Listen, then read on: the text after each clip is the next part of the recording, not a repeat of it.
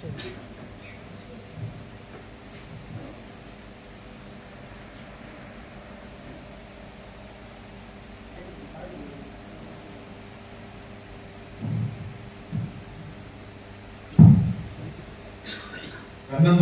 ஒன்றிய கழகத்தின் சார்பாக ஏற்பாடு செய்யப்பட்டுள்ள கலைஞர் கல்வி உதவித்தொகை வழங்குகின்ற இந்த நிகழ்ச்சியில் தலைமை ஏற்றிருக்கக்கூடிய ஒன்றிய கழகத்தினுடைய செயலாளர் மரியாதைக்குரிய அண்ணன் ஆர் துரைசாமி அவர்களே, நிகழ்ச்சியிலே பங்கெடுத்திருக்கக்கூடிய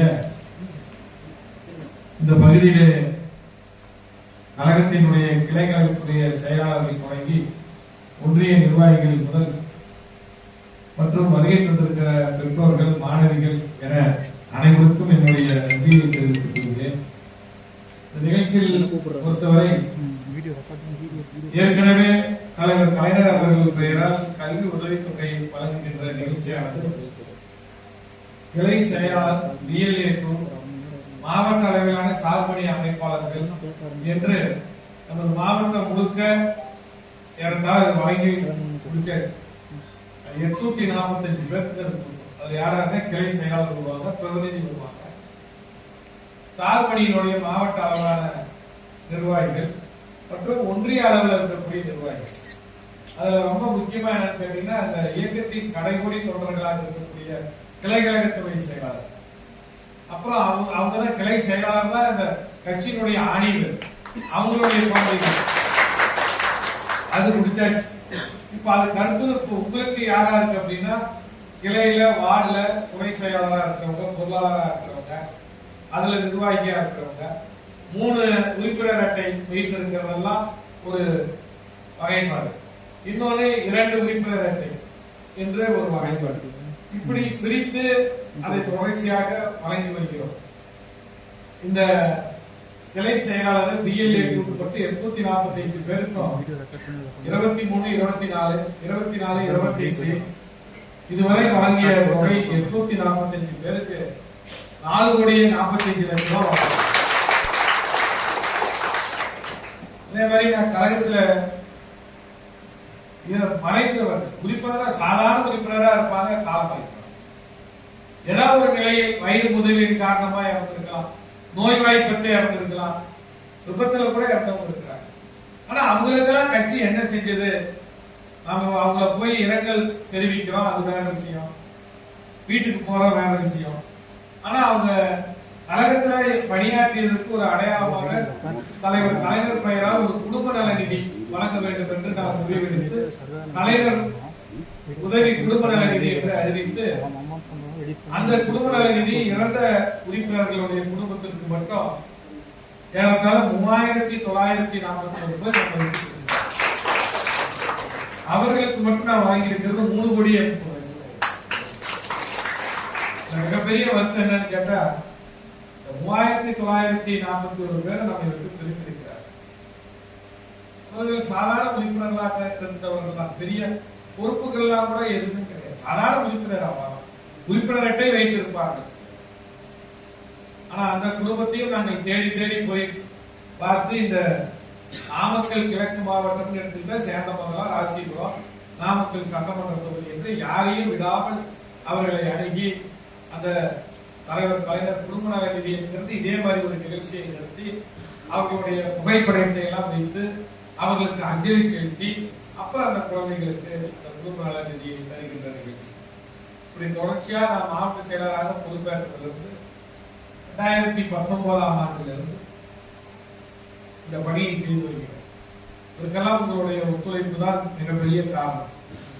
நான் அதுவும் குறிப்பா கண்ணந்தூர் ஒன்றியம்னா இது என்னுடைய சொந்த ஒன்றியம். இந்த ஒன்றியத்தில்தான் எனது தாத்தாவும் நாமீரிப்பேட்டை ஒன்றியத்தினுடைய செயலாளராக இருந்தார், ராசிபுரத்தின் ஒன்றியத்தின் செயலாளராக இருந்தார். நம் இயக்கத்தில் ஒருவர் 2 ஒன்றியத்தின் செயலாளராக இருந்தால் அந்த பெருமை யாருக்குன்னா எங்க தாத்தாவுக்கு தான். அதே மாதிரி நாமீரிப்பேட்டை பேரூர் செயலாளராக. ஆனா எங்களுடைய தோட்டம் நாங்க இருக்கிறதெல்லாம் இந்த ஒன்றியத்தை சேர்ந்த கட்டாட்சி.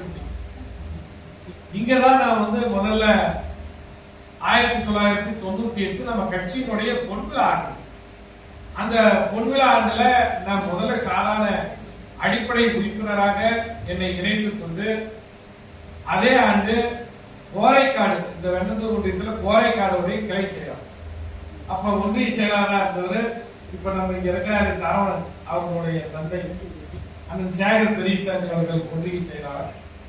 அப்ப நான் கோரைக்காடு கிளை கழகத்துடைய செயலாளராக நான் பொறுப்பேற்று இந்த இயக்கத்தில் என்னுடைய பணியை, அதுக்கு முன்னாடி மாணவ திமுகவில் இருந்தோம், பல்வேறு பொறுப்புகளில் உறுப்பினராக இருந்தேன். ஆனால் பொறுப்பு என்று வந்தது பொன்விழா 98. அது தொடர்ச்சியாக ஒன்றியத்தினுடைய துணை செயலாளராக 10 ஆண்டு காலம், அப்புறம் ஒன்றியத்தில் விவசாய தொழிலாளர் அணி அமைப்பாளராக அது சிறிது காலம், அப்புறம் மீண்டும் மாவட்ட ஒருங்கிணைந்த நாமக்கல் மாவட்டத்தினுடைய மாவட்ட இளைஞரணி அமைப்பாளராக, இப்படி படிப்படியாக என்னுடைய இந்த கழகத்தில் என்னுடைய பயணம் அமைந்தது. அதுக்கப்புறம் தான் ஒரு மாவட்ட செயலாளர். இதெல்லாம் பின்னாடி அடிப்படையில் நான் இருந்தது இதுதான். அடிப்படையை மறக்கக்கூடாது. அடிப்படையில் இருந்து வந்தது இதுதான்.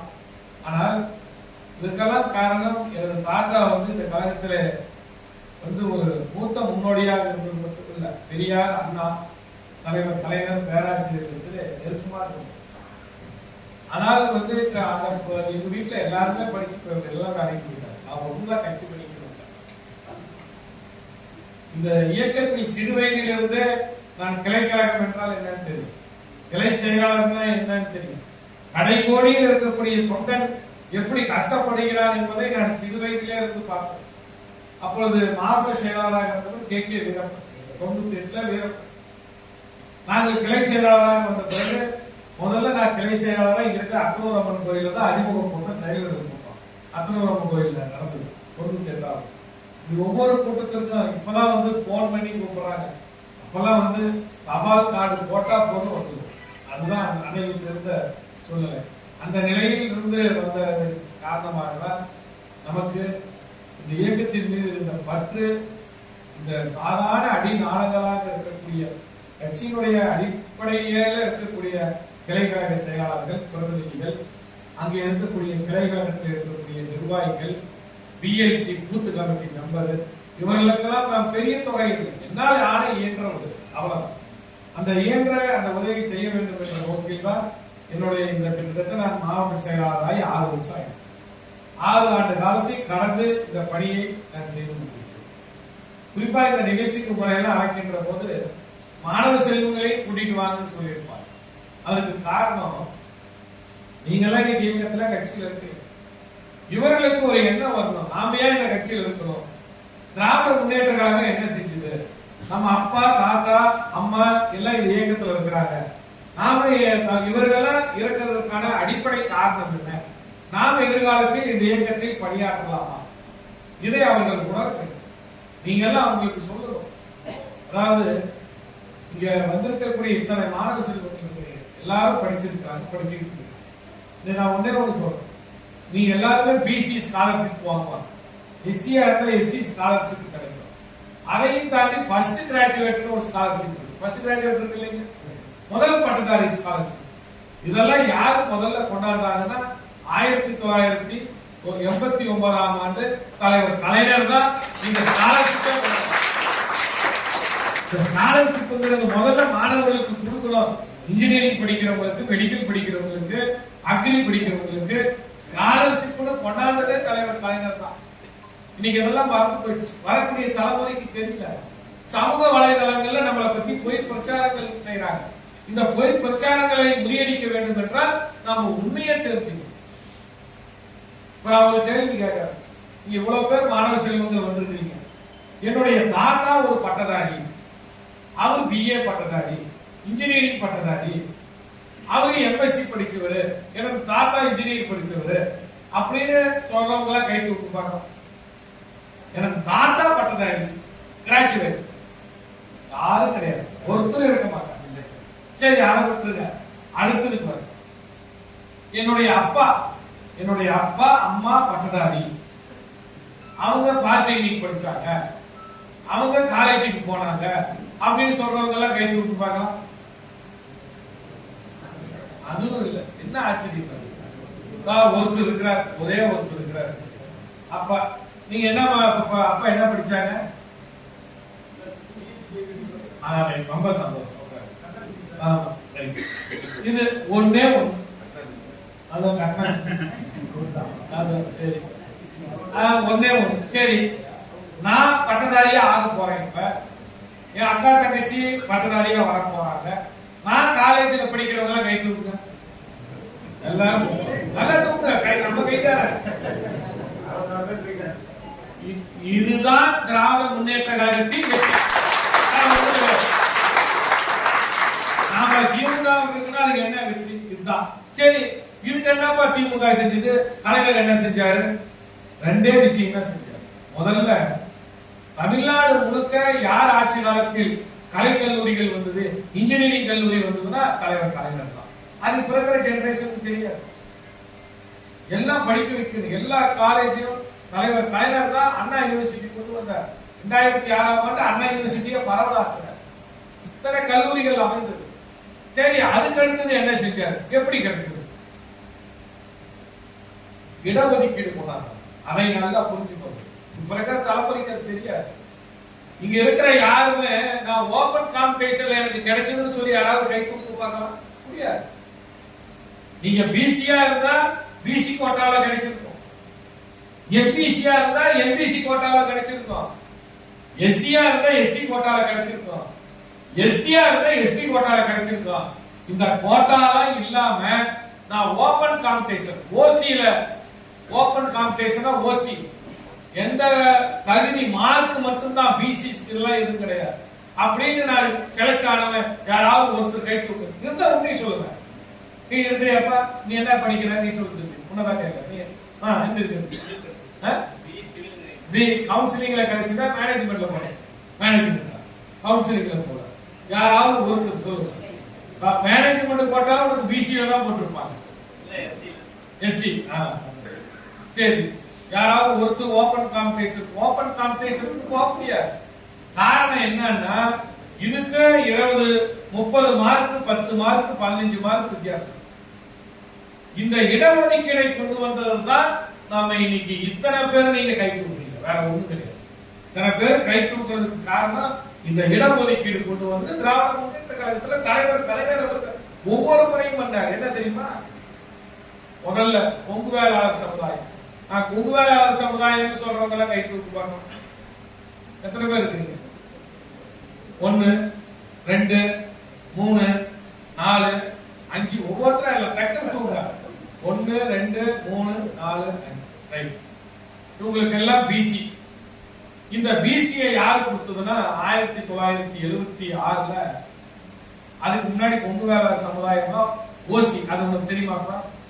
தெரியாது. நீங்க எல்லாம் பிறக்கிறதுக்கு முன்னாடி, ஏன் நானே பிறக்கிறதுக்கு முன்னாடி 77ல கொங்கு வேளாளர் சமுதாயம் ஓசி. தலைவர் கலைஞர் அவர்கிட்ட கோவை சேலையும் கோரிக்கை வைக்கிறார். நீங்க ஏதாவது கோயம்புத்தூர்ல இருக்கிற கவுண்டர் எல்லாம் பார்த்துட்டு வசதியா இருக்கான்னு நினைக்காதீங்க. கோயம்புத்தூரை தாண்டி ஈரோடு பக்கம், சேலம், நாமக்கல் போன்ற மாவட்டம், ஆத்தூர், தாவாசல் வரை இருக்க வேண்டிய கொங்கு வேளாளர் சமுதாயம் எல்லாம் அனைவரும் விவசாயத்தில் தான் இருக்கிறார்கள். அவர்கள் இன்னும் டாக்டராகவோ இன்ஜினியராகவோ போகிறதுக்கு வாய்ப்பில்லை. அதனால் இந்த சமுதாயத்தை பிற்பட்டோர் பட்டியலில் சேர்த்துங்கள் என்று சொல்லி அதை ஏற்றுக்கொண்டு பிசியாக அறிவித்தது தலைவர் கலைஞர். அதுக்கு அடுத்தது எம்பிசி. இங்க வன்னியர் சமுதாயம் இருப்பாங்க. வன்னியர் சமுதாயத்துக்கு கை தூக்கு பார்க்கலாம். எத்தனை பேர்? ரைட், சந்தோஷம், மகிழ்ச்சி. இந்த வன்னியர் சமுதாயத்தை இன்னைக்கு இருக்கிறார்கள் டாக்டர் ராமதாஸ். அவர் 1989ல ஒரு போராட்டம் நடத்துறாரு. போராட்டம் நடத்துறப்ப எம்ஜிஆர் ஆட்சி காலம் 88 87ல நடக்கல. 89ல தலைவர் கலைஞர் வர வன்னியர் சமுதாயத்தை எம்பிசி பட்டியலில் சேர்த்தனவர் தலைவர் கலைஞர். இன்னைக்கு யாருமே இந்த அன்புமணி எல்லாம் கூட மறுத்து பேச முடியாது. எதோ அன்புமணி பேசுறாரு, அவங்க அப்பா செஞ்சார், இவரெல்லாம் ஒரு துருப்பு கூட எடுத்து போடல. ஆனால் இந்த வன்னியர் சமுதாயத்தை எம்பிசியில சேர்த்ததும் தலைவர் கலைஞர். அடுத்தது எஸ்சி கம்யூனிட்டிக்கு கொடுத்தது சலுகைகள். அருந்திதியர் சமுதாயத்திற்கு கை தூக்கு பார்க்கலாம். உங்களுக்கு நல்லா வச்சுக்கோ, 2011ல அருந்ததி சமுதாயத்துக்கு தனி இடஒதுக்கீடு எத்தனை சதவீதம் தம்பி தெரியுமா உங்களுக்கு? தெரிஞ்சுக்கோங்க. எத்தனை சதவீதம்? 3% அருந்ததி சமுதாயம்.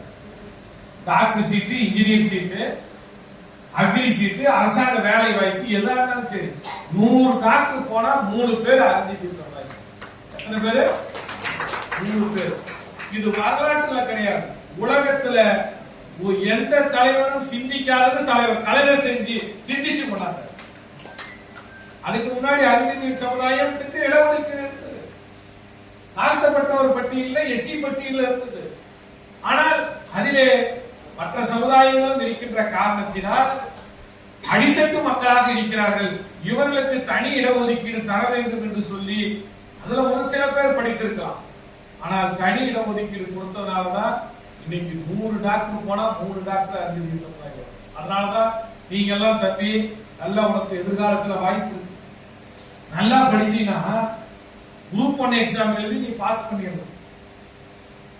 எல்லாம் என்ன வந்து சந்திப்பாங்க. எவ்வளவு பேர் தெரியுமா? நம்ம அமைச்சர் மதிவேந்தரை வச்சு அருந்ததி சமுதாயத்திற்கு 3% இடஒதுக்கீடு கொடுத்ததை பத்தி ஒரு கருத்தரங்கம் நம்முடைய மாண்புமிகு துணை முதலமைச்சர் அண்ணன் அவர்கள் எலெக்ஷனுக்கு முன்னாடி ஒரு கருத்தரங்கம் எங்க நடத்தணும் தெரியுமா? குச்சிக்காட்டுல பட்டணத்துல நடத்தணும். எத்தனை பேருக்கு தெரியுமா? தெரியும். அதுல ஒரு பொண்ணு சொல்லிச்சு, நான் பரமத்தி வேலூர்ல இருந்து வரேங்க, நான் அருந்ததி சமுதாயத்தை சேர்ந்த பெண், எங்க அம்மா கூலி வேலைக்கு தினமும் போயிட்டு ராத்திரி 10 மணிக்கு நெல்லு தான் கொண்டாடுவாங்க. அந்த நெல்லை குத்தி நாங்க அதை சமைச்சு சாப்பிட்டு படுக்கிறதுக்கு 12 மணி ஆகும். இன்னைக்கு நான் எம்எஸ்சி பிஎட் படிச்சேன். 3% இடஒதுக்கீட்டுல வாதியார் வேலை கிடைச்சது. இப்ப நான் வாங்குற சம்பளம் 1,20,000. படிக்கணும். இந்த அருந்ததி சமுதாயத்தை டாக்டராக ஆக்கி பார்த்தார். மேஜிஸ்ட்ரேட்டாக வந்திருக்கிறார்கள், ஆசிரியர்களாக வந்திருக்கிறார்கள். அதுதான் நான் சொன்ன பாத்தீங்களா? தாத்தாவுன்னு கேட்கிறப்ப கை தூக்கலாம், அப்பான்னு கேட்டப்போ ஒருத்தர் கை தூக்குறாங்க, இப்ப நீங்க கை தூக்குறீங்க. இதையெல்லாம் கொண்டு வந்ததுதான் தலைவர் கலைஞர். இந்த திமுகவுடைய சாதனை தலைவர் கலைஞர் அவர்களுடைய சாதனை. வேற ஒண்ணும் கிடையாது. நாம திமுக காரனா இருக்கிறதுக்கு எதுக்காக பெருமைப்பட்டுக்கணும் அப்படின்னு இது ஒண்ணு போது இல்லைன்னா இந்த மாதிரி எல்லாத்தையும் பொது போட்டியில வைப்போம். ஓபன் காம்படிஷன் நமக்கு கிடைக்காது. அதனாலதான் வரக்கூடிய இளைய தலைமுறைகள் நீங்கள் அதை தெரிந்து கொள்ள வேண்டும். எதற்காக நம் தாய் தந்தை இந்த இயக்கத்திலே இருக்கிறார்கள் என்பதை உணர்ந்து கொள்ள வேண்டும். இன்னைக்கு சோசியல் மீடியால எதேதோ போடுறான். நேற்று வந்தவன், நேற்றுக்கு ஒரு நடிகர் வந்திருப்பார், கட்சி ஆரம்பிச்சிருப்பார். அந்த கட்சி ஆரம்பிச்ச நடிகரை தன் தொண்டர்களே காப்பாற்ற முடியலையே, நீ எங்க இந்த நாட்டு மக்களை போய் காப்பாற்ற போற? தன் தொண்டர்களை காப்பாற்ற முடியலையே. எத்தனை உயிர் பலியானத்தான் மிச்சம், தொண்டர்களை காப்பாற்ற முடியாதவர்கள். ஆனா இந்த தமிழ் சமுதாயம் வாழ வேண்டும் என்று நினைக்கிற ஒரே இயக்கம் அது திராவிட முன்னேற்ற கழகம். ஆனா இளைய தலைமுறைக்கு என்ன தெரியுது? இப்ப அவர்களுக்கு கண்ணுக்கு தெரியுது இந்த வாட்ஸ்அப்லையும் வரக்கூடிய மீடியாவில் வரக்கூடியதும் இதை ப்ரொமோட் பண்றாங்க. இதை பார்த்த உடனே அவங்களுக்கு ஒரு பிரமிப்பு. திராவிட முன்னேற்ற கழகத்தின் மீது ஒரு பொய் பிரச்சாரம். ஆனால் இந்த அடி மற்ற மாதிரி இன்னைக்கு பிஜேபி நல்லா தெரிஞ்சுக்கோங்க, 15 வருஷம் ஆட்சியில் இருக்கு. அதுக்கு முன்னாடி எத்தனையோ மாநிலங்கள்ல 25 வருஷம் ஆட்சி இருக்கு. ஆனால் எந்த மாநிலமும் நம் மாநிலத்து அளவுக்கு வளர்ந்த மாநிலம் எதுவுமே கிடையாது.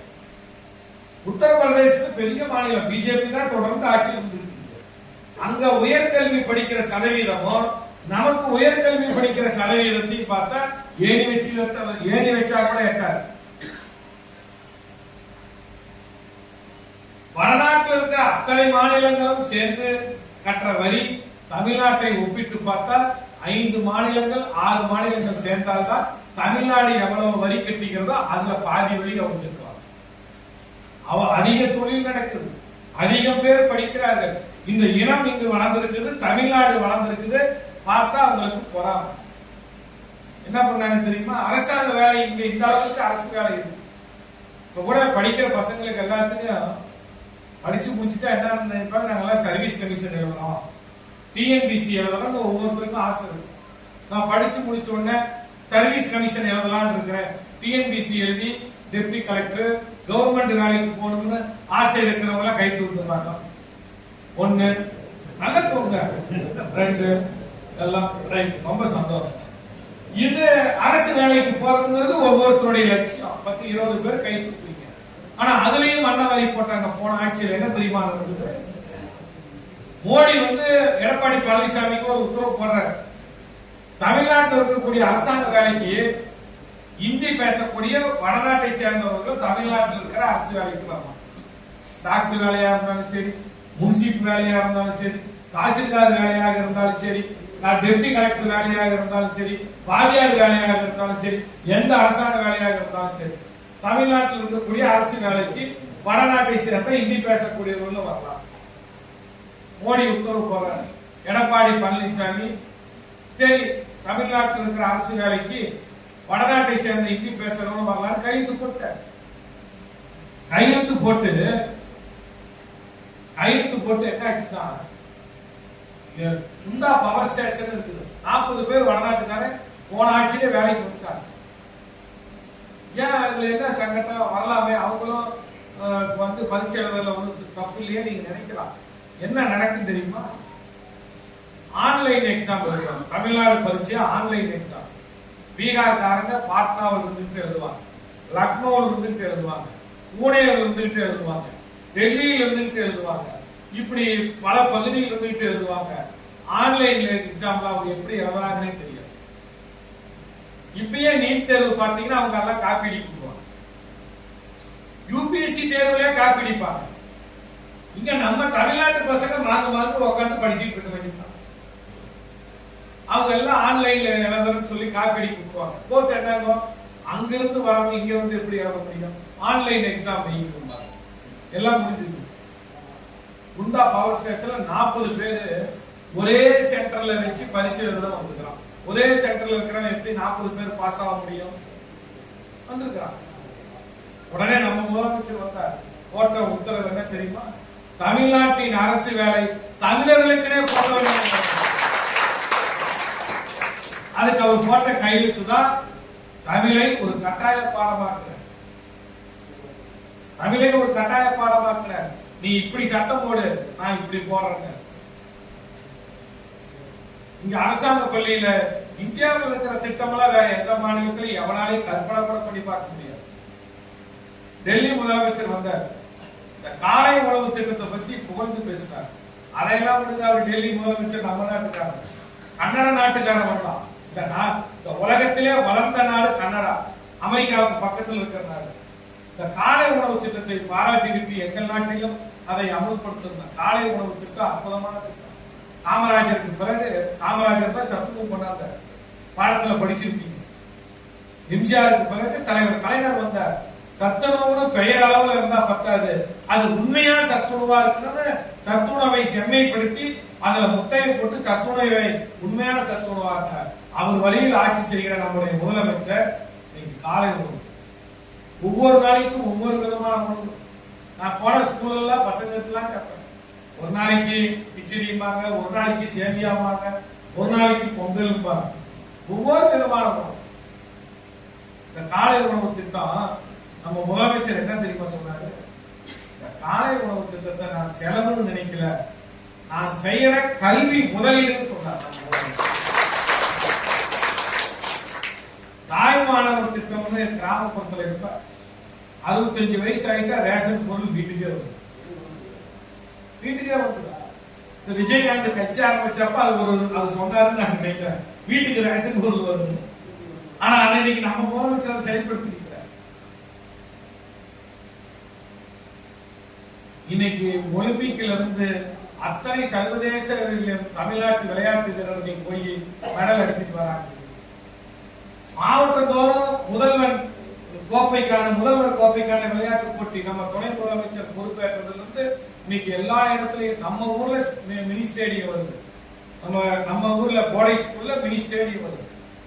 எல்லா இடத்துலயும் விளையாட்டு துறை இன்னைக்கு மேலோங்கி இருக்கு. தமிழ்நாடு தான் பிஜேபி ஆளுகின்ற மாநிலங்களையும் தாண்டி, பெரிய மாநிலங்களையும் தாண்டி விளையாட்டில் நம்பர் 1 இருக்கக்கூடிய மாநிலமாக தமிழ்நாடு.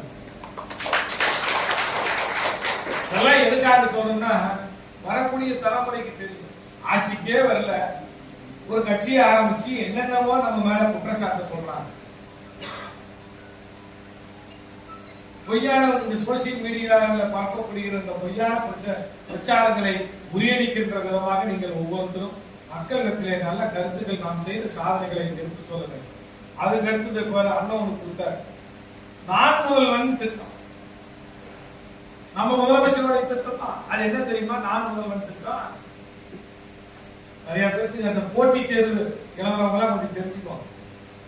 நான் முதல்வன் திட்டத்துல செலக்ட் ஆகி போயிட்டீங்கன்னா bank exam, TNPSC exam, railway exam, இப்படி என்னென்ன போட்டி தேர்வு அரசாங்க வேலைக்கு போறதுக்கு என்னென்ன எக்ஸாம் இருக்குதோ அது எல்லாம் நான் முதல்வன் திட்டத்துல அதுல செலக்ட் ஆகிட்டீங்கன்னா உங்களுக்கு தங்குற இடம் ஃப்ரீ, சாப்பாடு ஃப்ரீ, ஹாஸ்டல் ஃப்ரீ, எல்லாம் ஃப்ரீ. என்ன பண்ண நான் முதல்வன் திட்டத்துல போன வாரம் நான் போனேன். அத்தனூர்ல கமலின்னு ஒரு பொண்ணு நான் முதல்வன் திட்டத்துல ஸ்டேட் பேங்க்ல மேனேஜரா செலக்ட் ஆயிடுச்சு. அது நான் முதல்வன் திட்டம். பிஜேபிக்கார வந்து வாய்ப்பு பார்க்கலாம் வந்து பார்த்துட்டு இப்படி ஒரு திட்டம் இருக்குதா எங்க மாநிலத்தில் செயல்படுத்துறது. போட்டி தேர்வுக்கு காம்படேட்டிவ் எக்ஸாமினேஷனுக்கு கோச்சிங் கொடுக்கறதுக்கு ஒரு திட்டம். நம்ம குழந்தைகள்லாம் வேலைக்கு போகணும். கடைசியா இந்த 7% அரசாங்க பள்ளியில நீட் தேர்வு போனாங்க.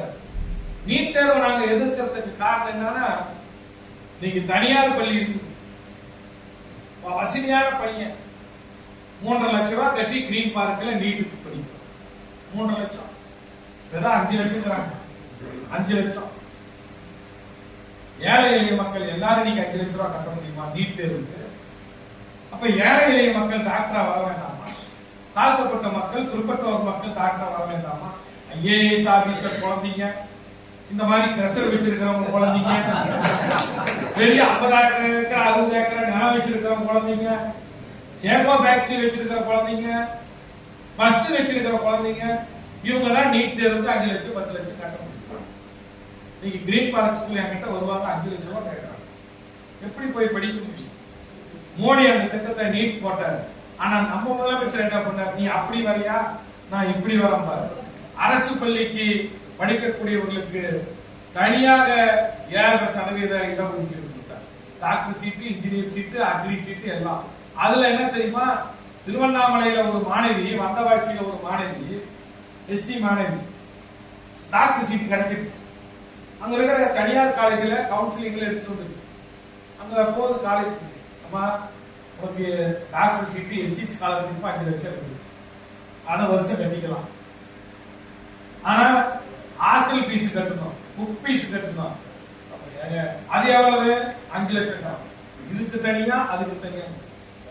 தனியார் கல்லூரியில முதலமைச்சர் இது வந்து செய்தித்தாள் அடுத்த நாள் என்ன தெரியுமா? அது எனக்கு டாக்டர் சீட்டே வேண்டாம், நான் கொடுத்துட்டு போயிடுறேன், எனக்கு டாக்டர் சீட்டே வேண்டாம் அப்படின்னு. 2021 நம்ம முதலமைச்சர் முதலமைச்சராக பொறுப்பேற்றார். தினத்தந்தி செய்தித்தாள் வருது.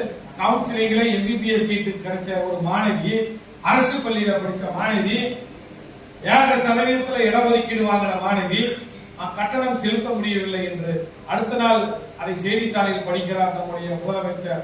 உடனே கோட்டைக்கு போய் கையெழுத்து போட்டார். 7% கிடைச்சா ஹாஸ்டல் பீஸ், காலேஜ் பீஸ் அத்தனையும் அரசாங்கமே செலுத்தணும் சொல்றாங்க. நீ படிச்சா மட்டும், அதுதான் நாங்க சொல்றோம், நீ நல்லா படி, வேற ஒண்ணும் வேண்டாம், படிச்சா மட்டும் போதும் தான் முதலமைச்சர் சொல்றாங்க. 7% அவங்களுக்கு அத்தனையும் கிடைக்கும். இதனால்தான் நாம் ஏன் திராவிட முன்னேற்ற கழகத்தை சார்ந்திருக்கிறோம் என்பதை நாம் பெருமையாக கொள்ள வேண்டும்.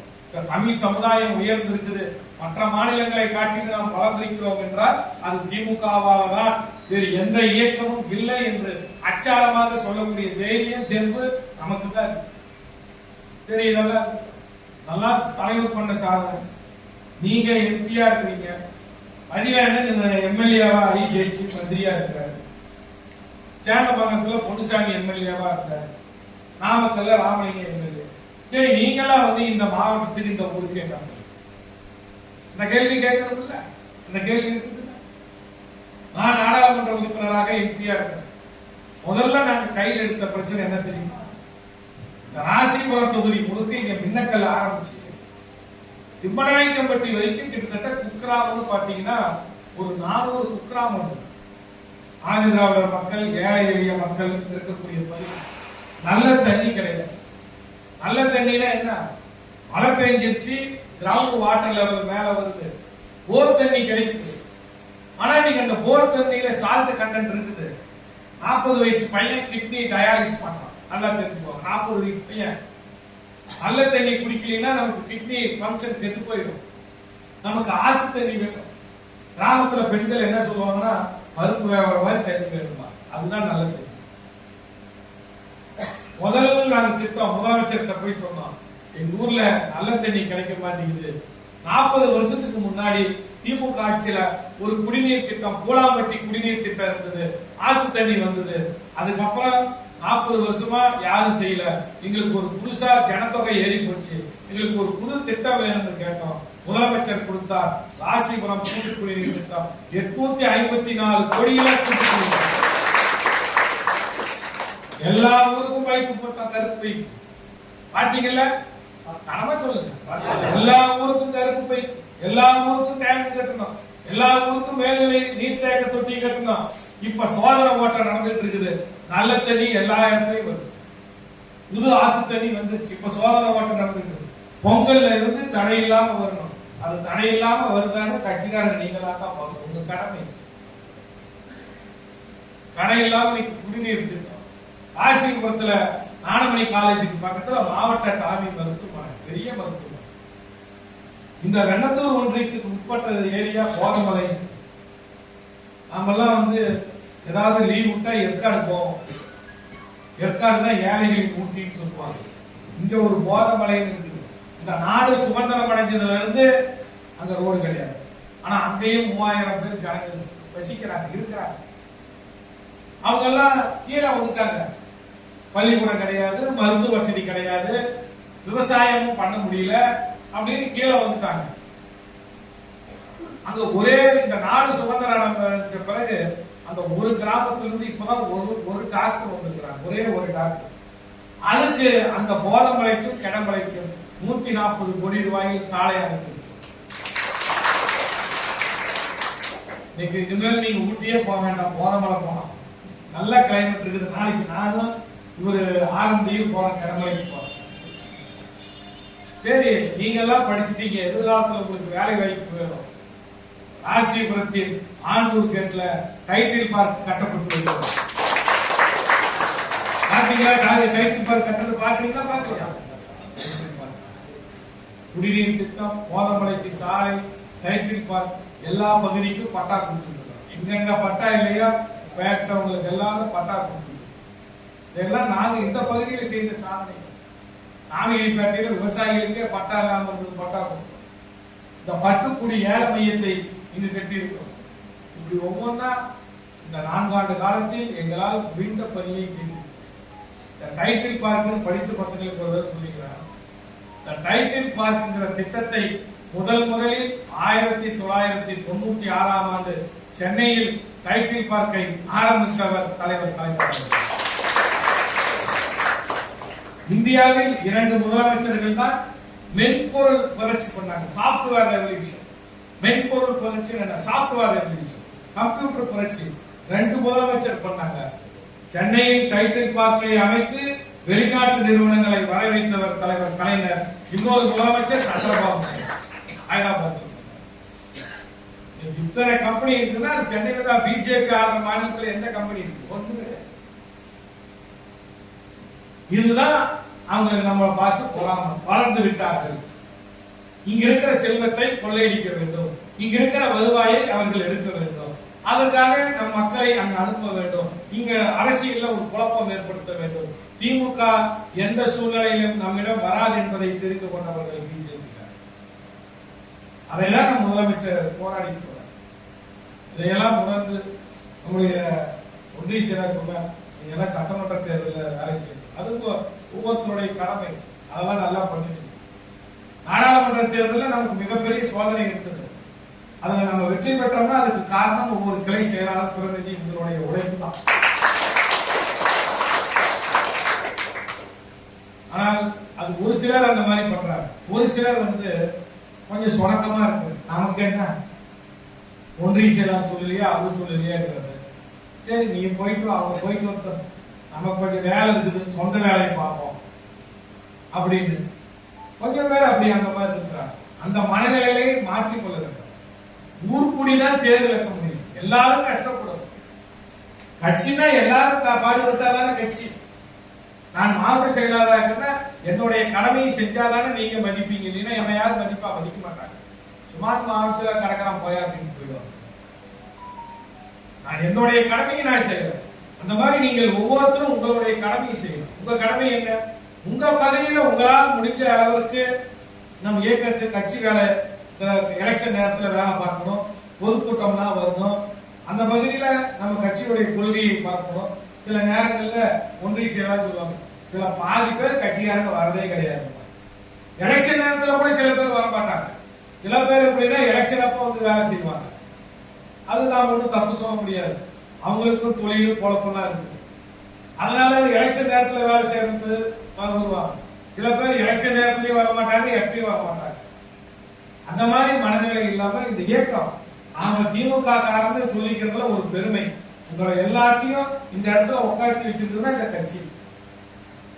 அதனால வரக்கூடிய தேர்தல் மட்டும் கிடையாது. தேர்தலுக்காக வேலை செய்யணும், ஓட்டுக்கு வாங்க, அதெல்லாம் இதே கிடையாது. நாம் சார்ந்து இருக்கிற இயக்கத்திற்கு பாடுபட வேண்டும். நம் தலைவர் சொல்ற லட்சியங்கள், நம்முடைய கட்சியினுடைய கொள்கைகளை மக்கள்கிட்ட போய் சொல்லணும். நம்ம சார்பா தலைவர் கொண்டு வந்திருக்கிற திட்டங்களை மக்கள் கிட்ட பேசணும். அந்த பகுதியில் இருக்கக்கூடிய கிளை செயலாளர்களா யாருமே கிளை செயலாளர் கிடையாது. ஏன்னா கிளை செயலாளர்களா ஏற்கனவே இது கிளை செயலாளர், ஒன்றிய செயலாளர் இவங்க எல்லாம் என்ன சொல்றாங்களோ அதை கேட்டு செய்யணும். அது ஒன்றிய செயலாளர் சொல்லலப்பா, அவன் என்ன மதிக்கல, அவன் என்ன கூப்பிடல, அப்படி எல்லாம் கூடாது. நம்ம முடிந்த அளவுக்கு இந்த இயக்கத்திற்காக நீங்கள் ஒவ்வொருத்தரும் பாடுபட வேண்டும் என்று கேட்டுக்கொள்கிறேன். அதே போன்று இந்த தினம் வழங்குகின்ற இந்த கல்வி உதவித்தொகையானது நாங்கள் 2 விதமாக பிரித்திருக்கிறோம். ஒன்று என்பது கிளையில துணை செயலாளர், அவைத்தலைவர், பொருளாளர் 3 உறுப்பினர் அட்டை வைத்திருக்கிறோம். 3 உறுப்பினர் அட்டை, கிளை செயலாளர், துணை செயலாளர், பொருளாளர். இவர்களுக்கு 4 ஆண்டுக்கு மிகாமல் கோர்ஸ், இன்ஜினியரிங் இதெல்லாம் அவர்களுக்கு 25,000 ரூபாய். அடுத்தது ஆர்ட்ஸ் அண்ட் சயின்ஸ் இருந்தால் 15,000 ரூபாய். அதுக்கு அடுத்தது 2 அட்டைக்கு குறைவு இல்லாமல் 2 உறுப்பினர் அட்டை, அது ஒரு கணக்கு வச்சிருக்கு. அதற்கு 20,000 என்று 10,000 என்று பிரித்து. ஏனென்றால் இதை கொடுக்கிறப்ப என்ன எல்லாருமே என்ன சொன்னாங்கன்னா, இது உங்களால முடியுமான்னு கொஞ்சம் யோசனை பண்ணுங்க. இது புலிவால பிடிக்கிற மாதிரி சொல்லிட்டீங்க, செய்யணும். இதை கொஞ்சம் யோசனை பண்ணுங்க. நம்ம ஒன்றிய செயலாளரே சொன்னாங்க, சட்டமன்ற உறுப்பினர்கள் எல்லாம் சொன்னாங்க, இதை கொஞ்சம் யோசனை பண்ணி செய்யுங்க, முடியுமா? ஏன்னா இது வேற யாரும் உதவி பண்ணக்கூடியது கிடையாது.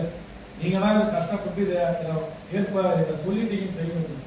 அந்த வகையில தான் எங்களால் முடிந்த அளவுக்கு, என்னால் முடிந்த அளவுக்கு உங்களுக்கெல்லாம் இதுல இந்த இயக்கத்தை பொறுத்தவரை அரைகோடியில் இருக்கக்கூடிய உங்களுக்கென்று எதையாவது நாங்கள் செய்ய வேண்டும் என்பது எண்ணம். அதனால் என்னால் இயன்ற அளவுக்கு இந்த பணியை மேற்கொண்டிருக்கிறேன். வருகை தந்திருக்கின்ற அத்தனை பேருக்கும் நன்றி சொல்லி விடைபெற்றுக் கொள்கிறேன். தொட்டியரசு சசிதர் சரவணன், நம்பத்திரி குமரபாளையம் சாய்குமரன் மாதேஸ்வரன், அளவாய்ப்பட்டி விஷால் ராமன், அளவாய்ப்பட்டி கனிஷ்கர் சர்மிளா தேவி. யூஸ் பண்றீங்கன்னா பவர் பேங்க் வச்சுக்கணும். ஏன்னா ஃபுல்லா தான் யூஸ் பண்றது.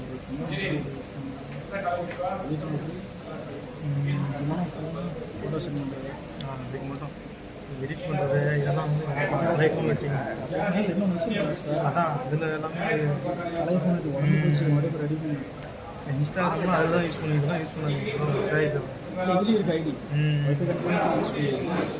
இன்ஸ்டானா எத்தனை யூஸ் பண்ணலாம்? அப்படி ஆமாம், யூஸ் பண்ணி சார்ஜ் நிற்காது. அதான்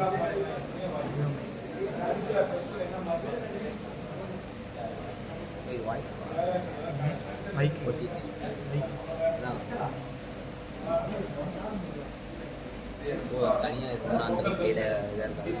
தனியாக இருக்குன்னா அது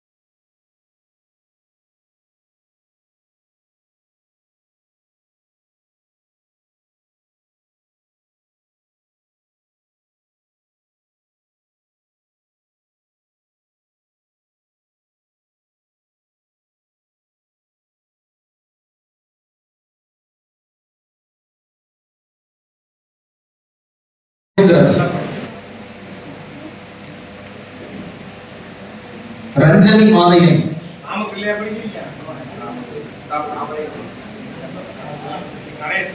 பிரசன்னா தங்கராஜ்,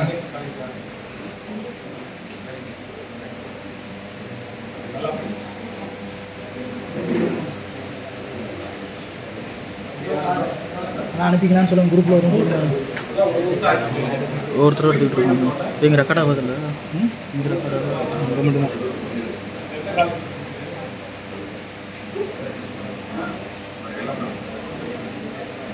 பிரசன்னா தங்கராஜ், ரோகிணி குமார், மௌனிகா குமார்,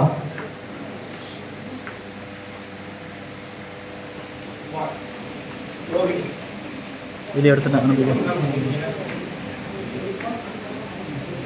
மௌனிகா குமார், மோனிஷா கனகராஜ்,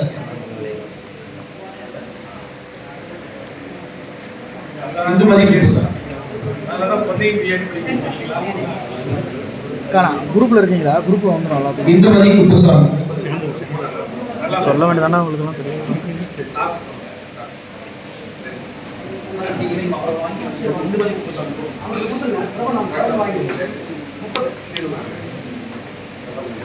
பத்ரி சீனிவாசன், சுஜன் இளையராஜா,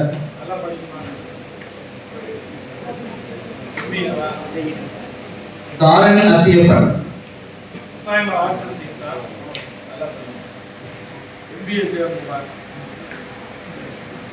இளங்கோ மணி,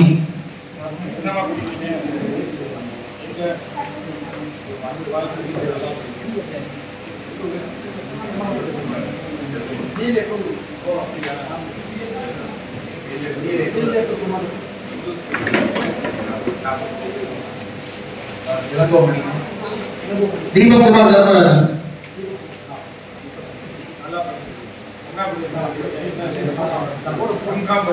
தினேஷ் தமிழ்ச்செல்வன், சசியண்ணா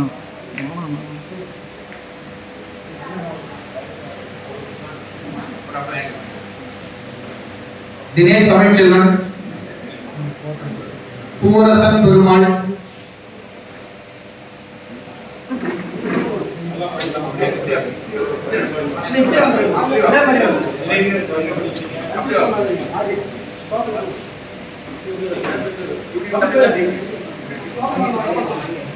தினேஷ் தமிழ்ச்செல்வன், பூவரசன் பெருமாள், சுபாஷினி, சசியண்ணா போங்க. சுபாஷினி சிவசுப்ரமணியம், ராஜகணபதி கோவிந்தன், வாங்க. பார்க்கவே இல்லை. புகழேந்திரன் முருகேசன், பார்க்கவே இல்லை. நீ இப்போ போயிடணும் நீ. ரஞ்சனி தங்கராசன், கிஷோர் ஆனந்தன்,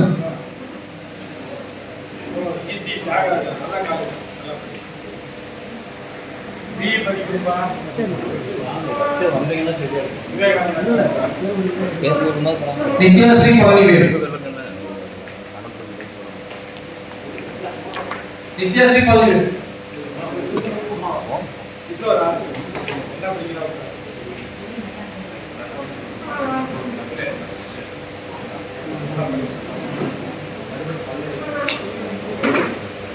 வான்முகிலன் ஏழுமலை, அபிநயா நல்லதம்பி,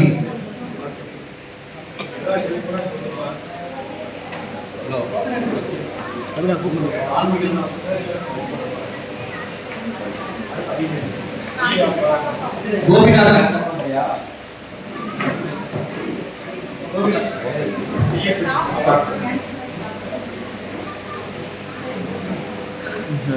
இந்துமதி செல்வி, பார்க்க சொல்லுங்க.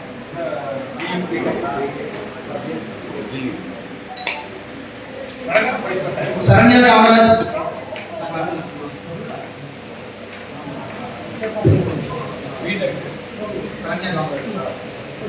பிரதீபா சீனிவாசன், டபுள் போய் சாப்பிட்றேன். அப்புறம் நான் சாப்பாடு கௌரி நாராயணசாமி, அஞ்சு வேணா 6 நாள் லைவ் நாமக்கல் குடும்பம் மூலமாக ஜேர்னி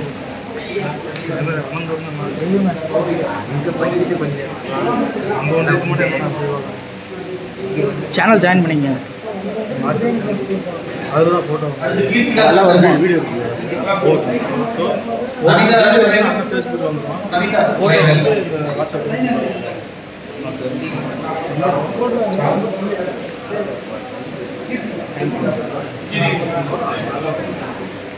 ஆளுங்க. இது வந்து வெளிச்சம் சேனல். கவிதா ரத்னம், பையன் கட்டாச்சு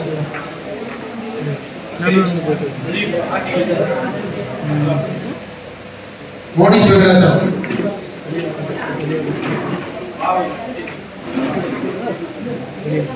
நான்சி ராஜ் சகாயராஜ்,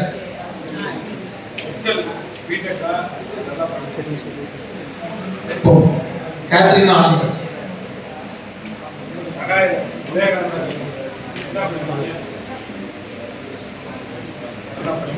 அபிநயா,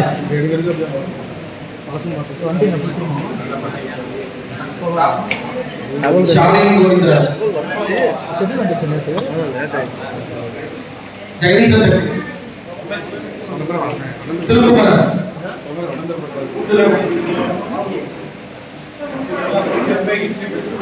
சமய பிரவீன்,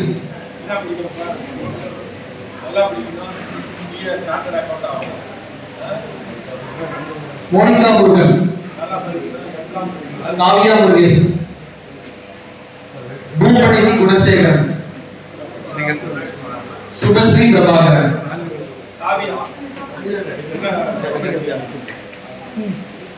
ஒரு